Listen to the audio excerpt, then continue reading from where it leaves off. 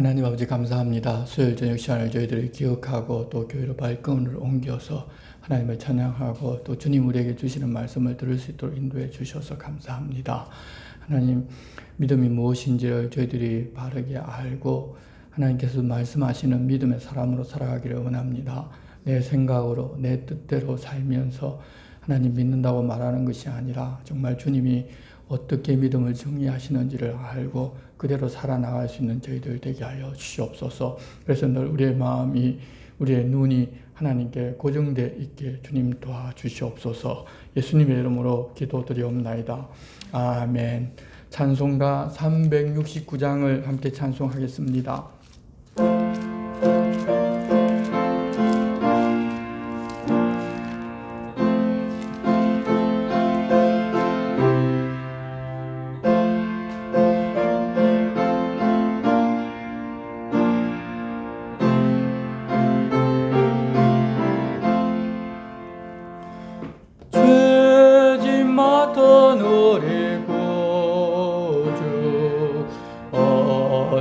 좋은 친구인지 걱정 관심 무거운 짐 우리 주께 맡기세. 주께 고함 없는 고로 복을 받지 못하네. 사람들이 어찌하여 아랠 줄을 모를까. 시험 걱정 모든 괴로움 없는 사람 누군가. 부질없이 낙심 말고 기도드려 아뢰세. 이런 진실하신 친구 찾아볼 수 있을까. 우리 약함 아시오니 어찌하니 아릴까. 근심 걱정 무거운 짐 아니 진자 누군가. 피난처는 우리 예수 주께 기도드리세. 세상 친구 멸시하고 너를 조롱하여도 예수 품에 안기어서 참된 위로 받겠네. 아멘. 315장입니다.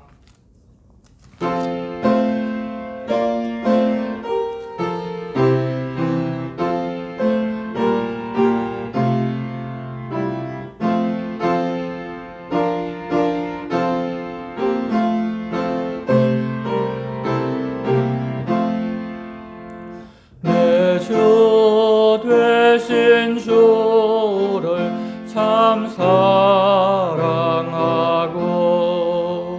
곧 그에게 죄를 다고합니다. 그 은혜를 주신 내 예수시니 이전보다 더욱 사랑합니다. 주 날 사랑하사 구하시려고 저 십자가 고난 당하셨도다. 그가 시관 서신 내 주 배우니 이전보다 더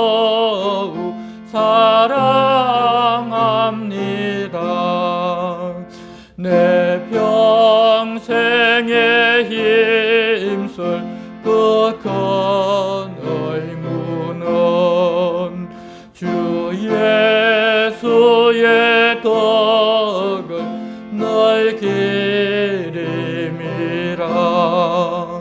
숨질 때까지 내 할 말씀은 이전보다 더욱 사랑합니다.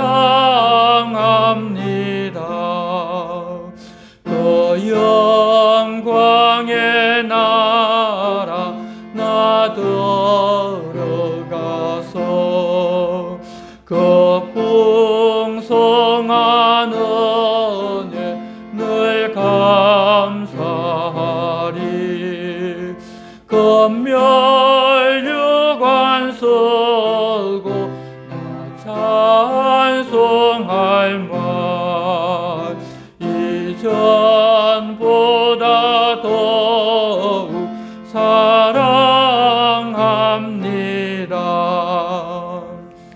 아멘. 계속해서 321장 한 장 더 찬송하겠습니다.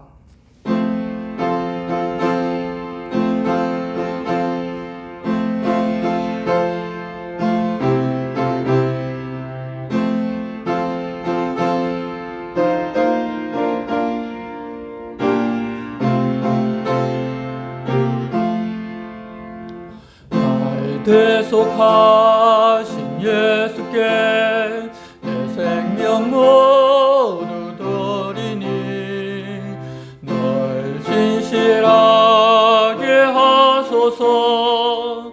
내 구주 예수여, 나 구주 위에 살리라. 내 기쁨할 양 없으리. 갈 길 인도하소서. 내 구주 예수여, 날 구원하신 예수를 일평생 의지하오니 날 영접하여 주소서. 내 구주 예수여, 구주 위에 살리라. 내 기쁨할 양 없으리. 내 갈 길 인도하소서.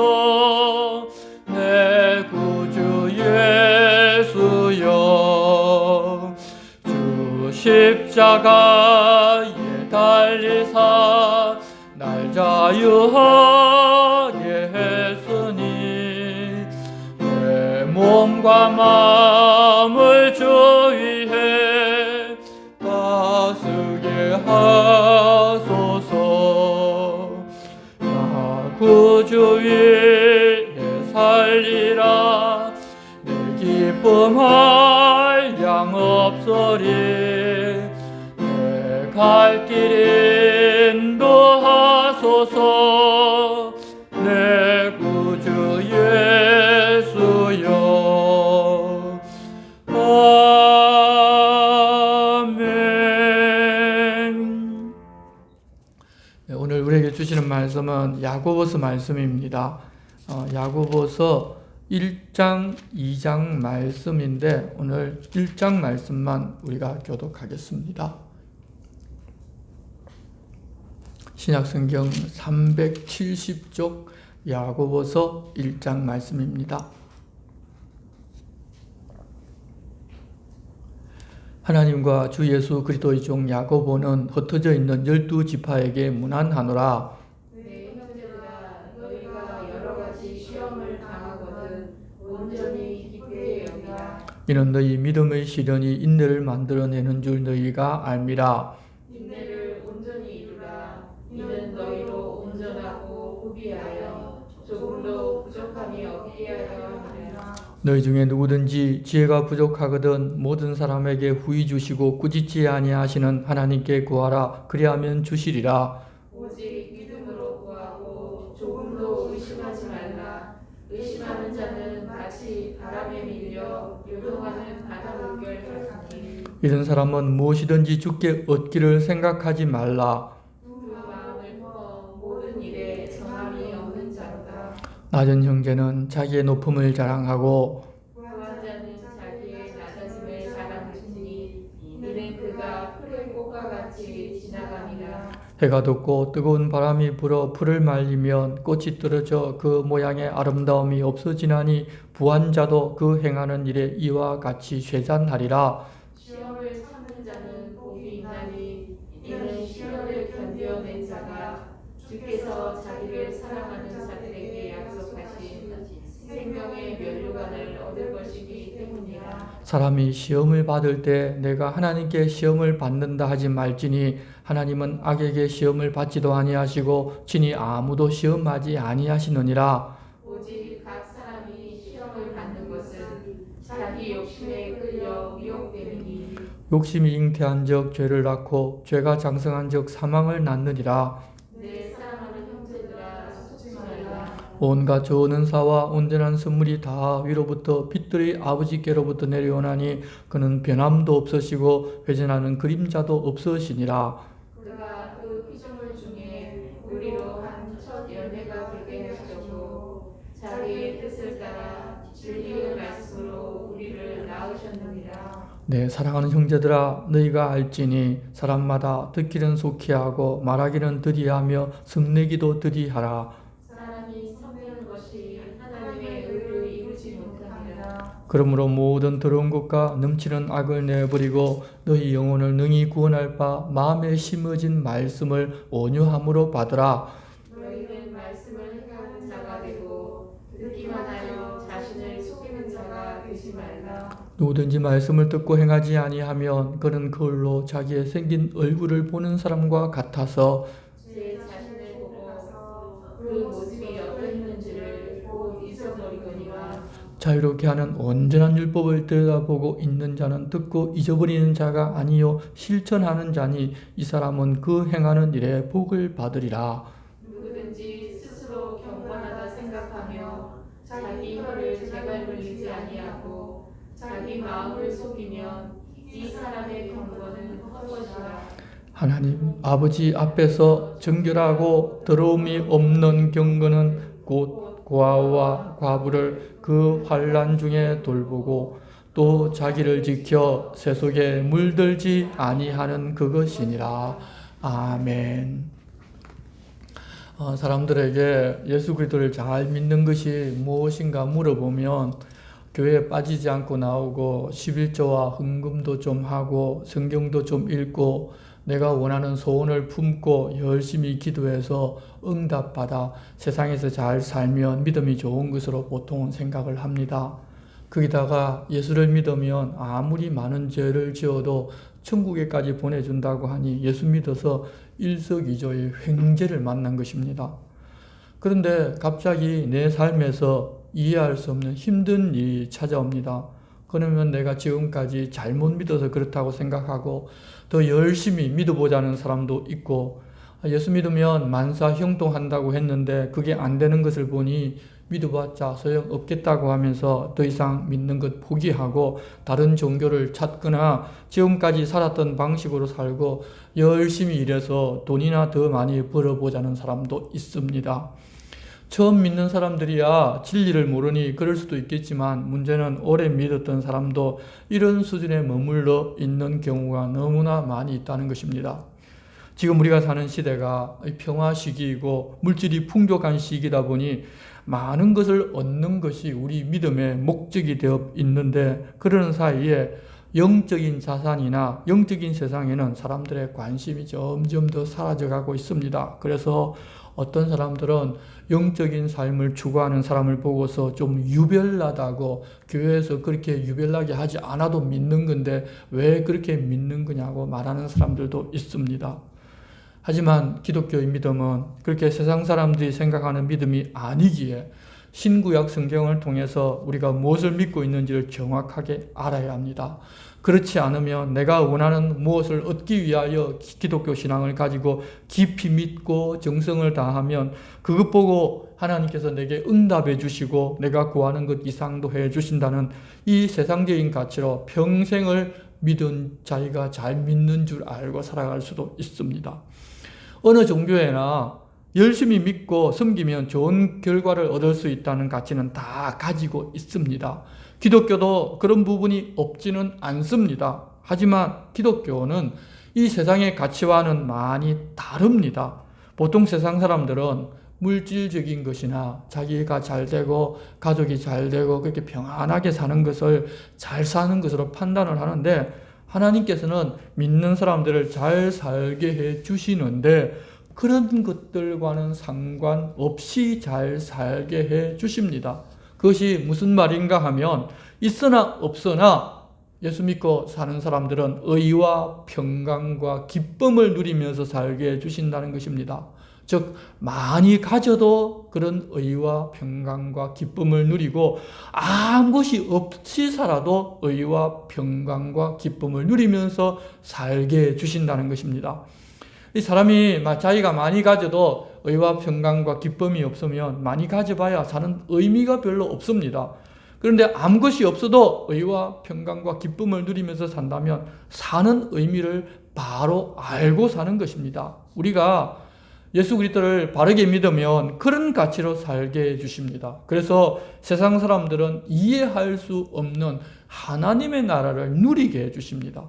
그러면 그런 것은 어떻게 얻느냐 하면 믿음으로 얻게 됩니다. 우리가 무엇을 해서 얻는 것이 아니라 예수 그리스도를 믿고 그분이 우리를 위하여 하신 일을 믿고 그 예수 그리스도를 이 땅에 보내어서 십자가에 못 박혀 죽게 하고 부활하여 우리를 구원하여 그 일을 완수하게 하신 하나님을 믿으면 우리는 구원을 얻어서 그런 삶을 누리게 됩니다. 그런데 이 믿음에 대해서 사람들이 많이 오해를 합니다. 자기 신념을 믿음이라고 착각하고 살아갑니다.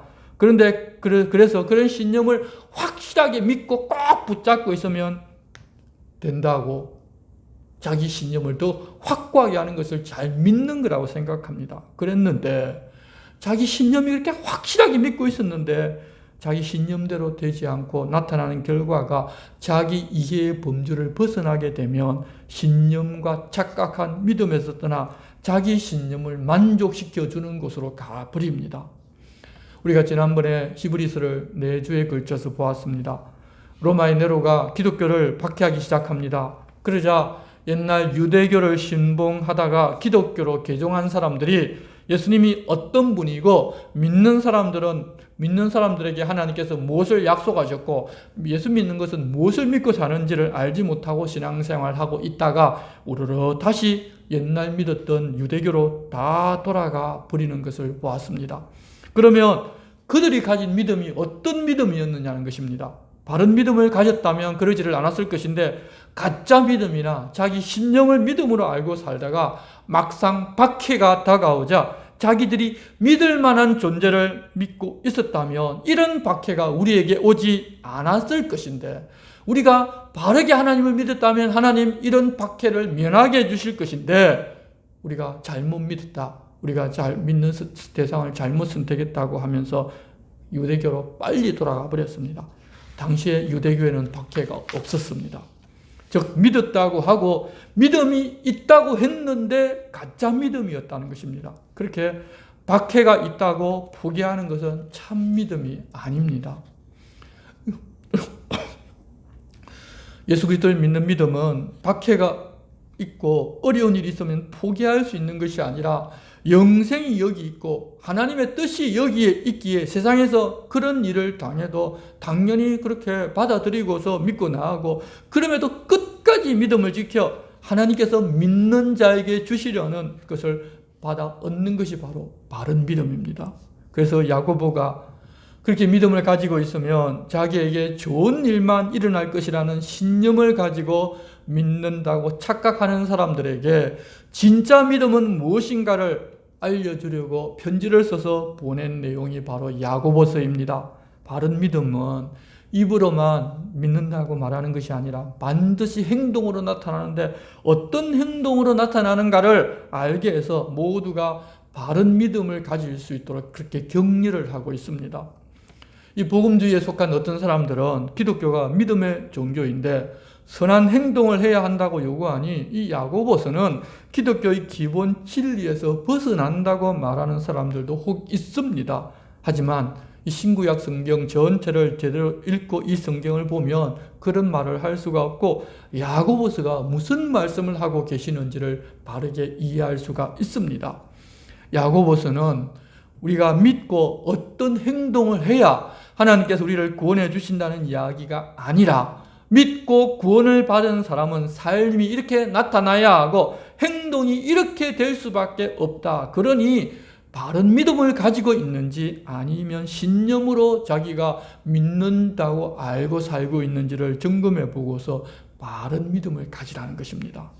우리는 삶의 변화가 전혀 없이 우리의 신념을 믿음으로 포장해 버리려는 그런 마음들을 다 가지고 있는데 그런 육적인 생각에서 벗어나기 위해서 이 야고보서를 좀 여러 번 보아야 할 것입니다. 그러면 야고보서가 우리에게 무엇을 요구하고 하고 있고 우리 믿음은 그러면 어떻게 나타나야 하는가를 다시 한번 깨달아 알게 될 것입니다.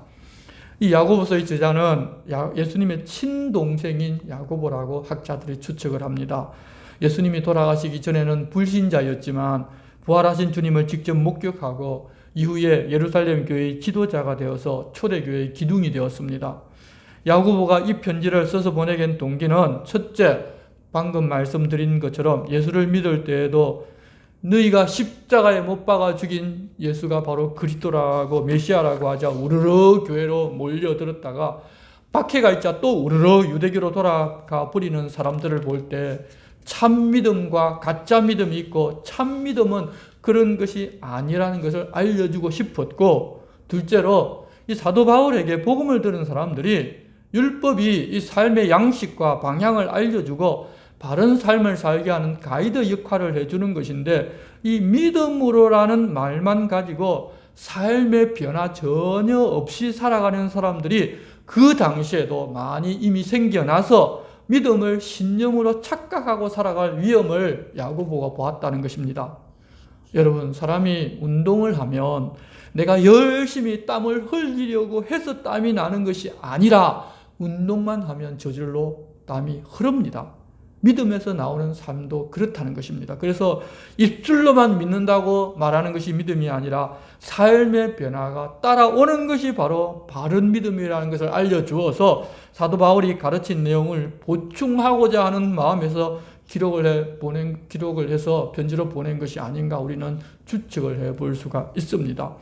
특히 이 야고보서는 한국 교회에 믿는다고 하는 사람들이 믿지 않는 사람들로부터 지금 많은 지탄을 받고 있는데, 그들이 교회를 욕하는 이유는 믿는 사람이라면 그러지 않을 것이라고 기대를 하고 있는데, 이 믿는다고 하면서 믿지 않는 사람들보다 더 못한 행동을 하고 또 믿지 않는 사람들보다 낮은 도덕성을 가지고 살면서 믿어서 천국도 가고 이 땅에서 복도 누린다고 하는 이상한 기독교인들이 우리나라에 너무도 늘렸다는 것입니다.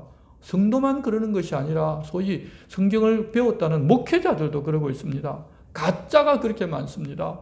그렇게 이 시대에 우리가 다시 새겨서 보아야 할 말씀이 이 야고보서라고 생각이 됩니다. 하나님과 주 예수 그리스도의 종 야고보는 흩어져 있는 12지파에게 문안하노라. 흩어져서 신앙생활하고 있는 그리스도인들에게 바른 믿음이 무엇인지를 알려주고 편지를 보냈는데 자기가 야고보라는 사실만 말하고 자기에 대한 자세한 소개가 없습니다. 당시 이 그리스도인이라면 누구나 아는 예루살렘 교회의 최고 지도자 야고보이기 때문에 그런 소개가 불필요했다는 것을 우리는 여기서 좀 확인을 해볼 수가 있습니다. 그래서 대부분의 학자들이 예수님의 동생 야고보라고 그렇게 하는 것입니다. 내 형제들아, 너희가 여러 가지 시험을 당하거든 온전히 기쁘게 여기라.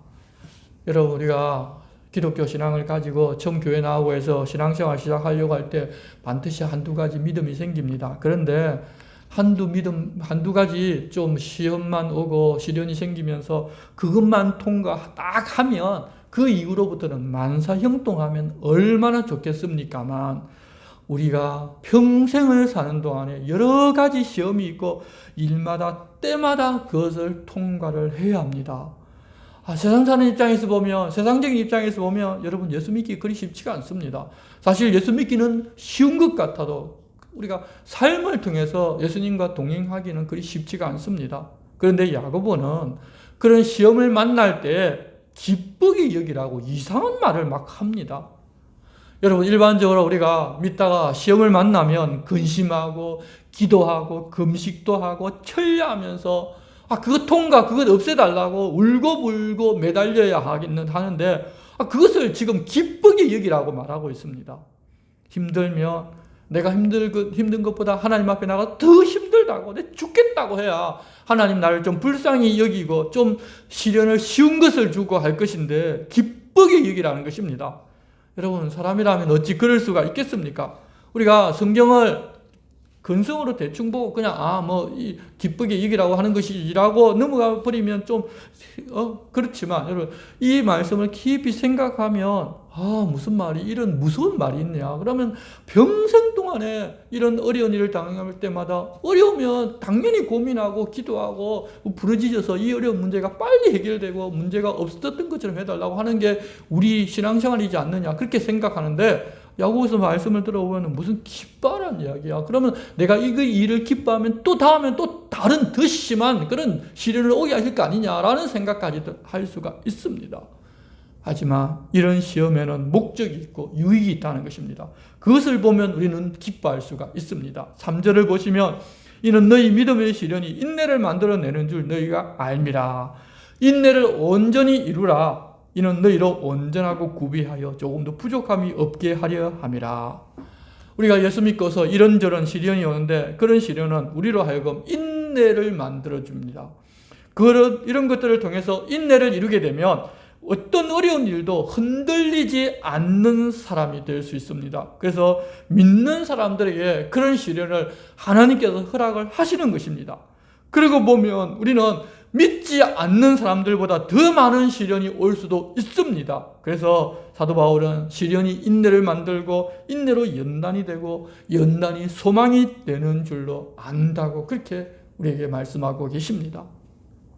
여러분, 시련이 없으면 좋은 신앙이 아니라 신앙인에게는 반드시 삶에서 시련이 다가오게 되어 있습니다.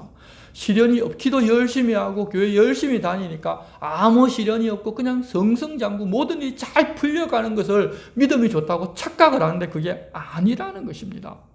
여러분, 그래서 어떤 사람들은 시련을 면하려고 열심히 예수 믿고 잘 믿으려고 하는데 이 사람들은 거짓 복음을 들은 것입니다. 복음은 이렇게 시련을 통해서 인내를 이루어 우리를 천국 백성으로 온전하게 만들어준다고 알려주십니다.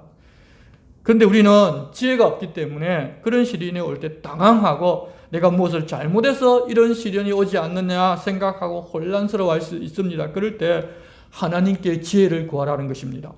하나님은 자기 자녀들이 지혜를 달라고 구하면 반드시 주십니다. 솔로몬이 자기 맡은 일을 잘 하겠다고 하나님께 지혜를 달라고 하자 세상 누구도 따라올 수 없는 지혜뿐만 아니라 나머지 구하지 아니한 것들도 다 주신 것처럼 하나님의 뜻을 알고 하나님의 뜻을 따라 살고자 내게 지혜가 없습니다, 지혜가 필요합니다라고 구하면 하나님은 반드시 지혜를 주십니다.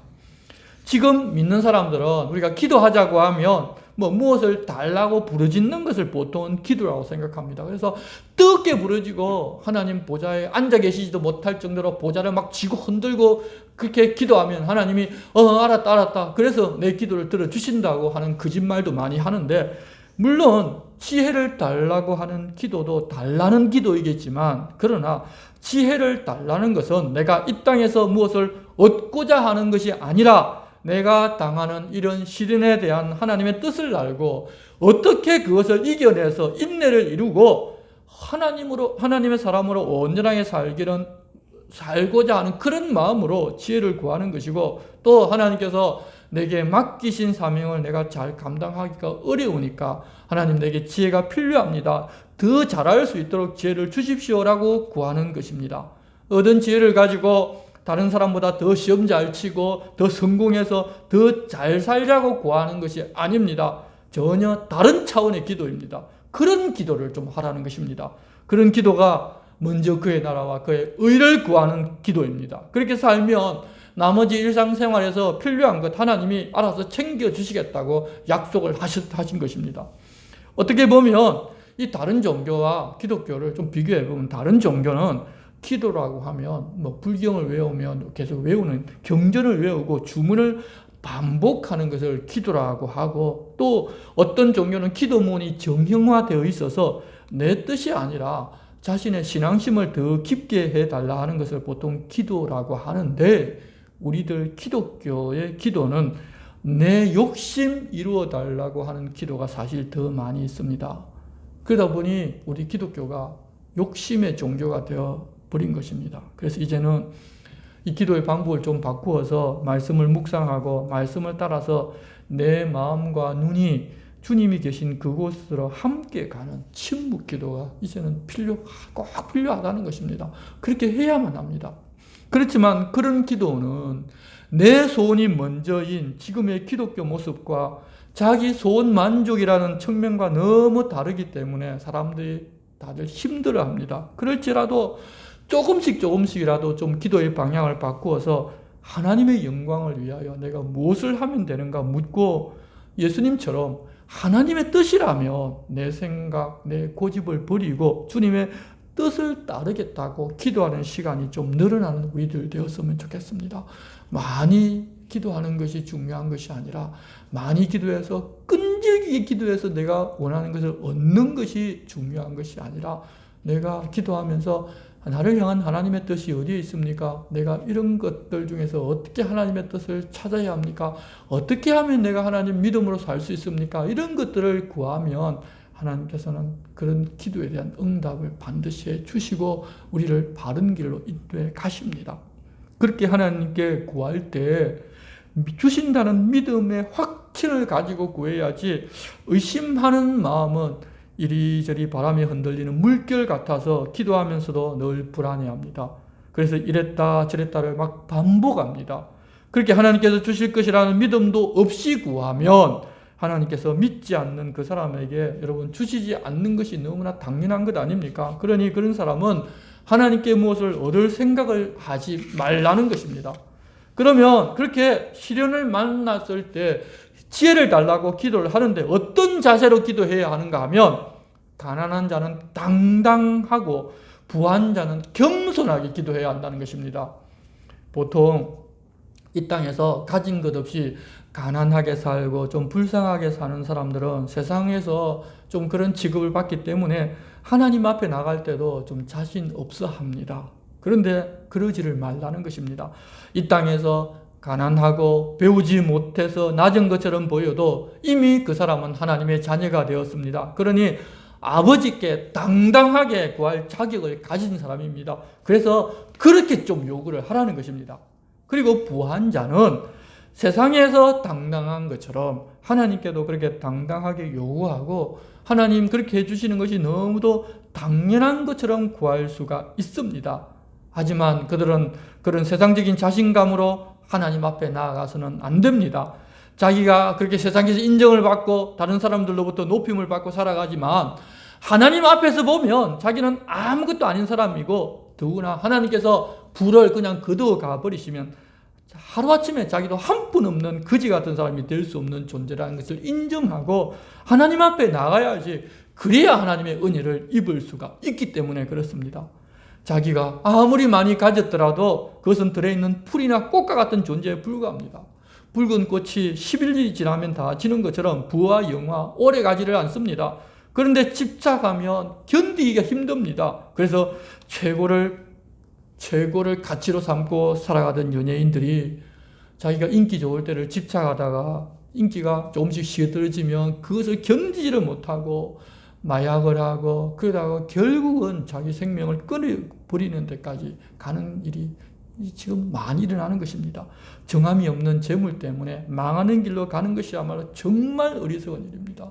그런데 기독교인 연예인 중에서도 그런 사람들이 많다는 것입니다. 그러니까 믿음이 바른 믿음으로 그 사람들의 마음에 들어갔느냐 하면 믿음이 아니라 그저 세상의 어떤 종교 중에 하나인 기독교를 선택해서 그 가치는 전부 자기의 가치로 살고 있다가 그렇게 시험이 오고 어려운 일이 생기자 견디지를 못해서 결국은 마약도 하고 자기 생명을 끌어버리는 일까지도 일어난다는 것입니다. 그래서 믿음은 바른 믿음이 무엇인지를 알고 그 믿음대로 우리가 살자고 그렇게 권유합니다.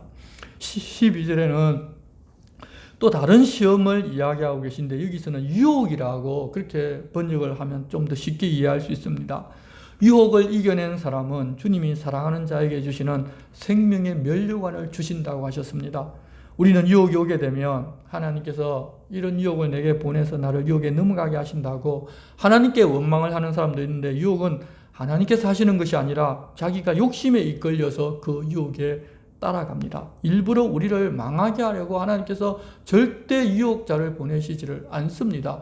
마귀가 예수님도 미혹하고 유혹을 하려 했습니다. 그런데 예수님은 자기 욕심, 내가 이 메시아의 일을 이루겠다는 욕심을 가지고 있었다면 아마 마귀에게 유혹당했을는지도 모르겠습니다. 그런데 하나님 시키신 일을 하겠다는 마음을 가지고 하나님께서 이끄시는 대로 그 길을 뒤따라갔기 때문에 유혹당하지를 않았습니다. 우리들도 마찬가지입니다. 내가 어떤 욕심을 가지게 되면 반드시 유혹을 당하게 되어 있습니다. 하나님께서 물론 허락을 하셔서 그런 유혹이 우리에게 옵니다. 그러나 하나님께서는 자기 자녀들이 그런 유혹을 이기고 생명의 면류관을 얻기에 조금도 모자라는 사람이 되지 않기를 바라십니다. 그래서 그런 유혹을 허락하시는 것입니다. 그렇게 사람은 자기 욕심 때문에 죄를 짓게 되고 죄를 자꾸 짓게 되면 사망에까지 이르게 됩니다. 그렇기 때문에 이 그리스도인들은 처음부터 욕심으로 인한 그런 유혹에 넘어가지를 말아야 합니다. 여러분, 우리는 어떤 욕심도 가져서는 안 됩니다. 하지만 많은 그리스도인들이 그런 욕심은 이 땅에서 무엇을 얻게 되는 동기부여가 된다고 생각하고 욕심을 추구하면서 사는 가짜 복음에 많이 속아 넘어갑니다. 영적인 욕심은 가져도 된다. 여러분, 거짓말입니다. 영적인 욕심은 다 욕심입니다.